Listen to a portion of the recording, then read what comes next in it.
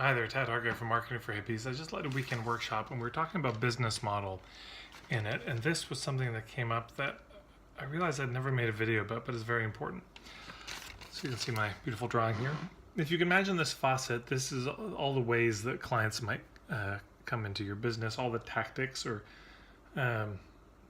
you might use, public speaking, social media, networking, online ads, any of those things that would bring clients in to see you. Yeah, the kind of paths that they would follow to get to your door.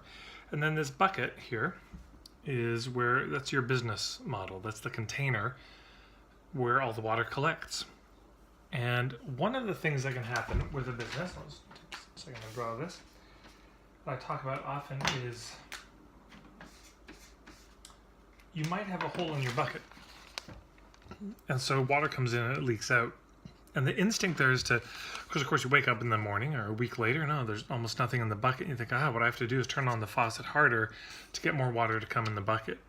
But if you don't plug the leak, it would just be a faster, more effective fix to fix the leak. And then you don't have to have any more clients coming in, you're just not losing them. So that's one thing that can happen. But the other thing that can happen that I really want to speak about is that the bucket might be too small. Maybe it's fine for you when you start. It's enough water for you to drink, but then you hire somebody else in your business. Or, if you had a bucket and you were trying to feed your family, well, first when you have the bucket and it's just for you to drink water, that's fine, but maybe you get an assistant or two or start getting some help. You need to start paying for some other services. And all of a sudden, this is not big enough. And so this is where we may have to add some depth to the bucket. Yeah.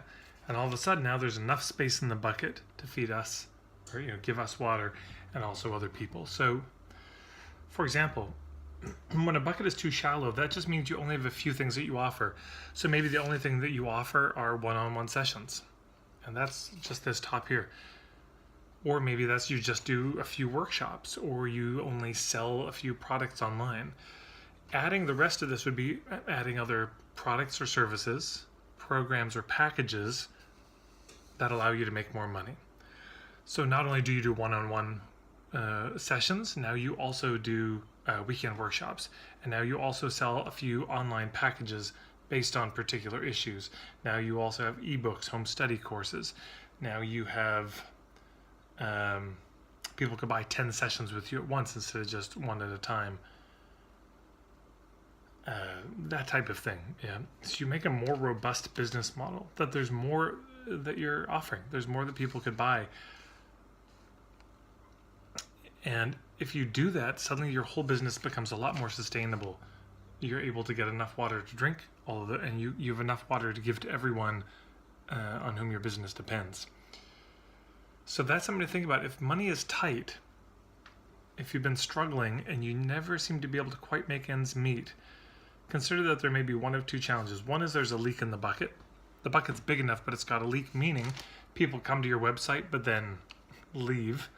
They don't actually buy anything. That's a leak in a bucket. Or you speak to a group of 200 people and nobody signs up for a session. That's a leak in a bucket. You know what I'm saying? They're in your presence and they all just fade through.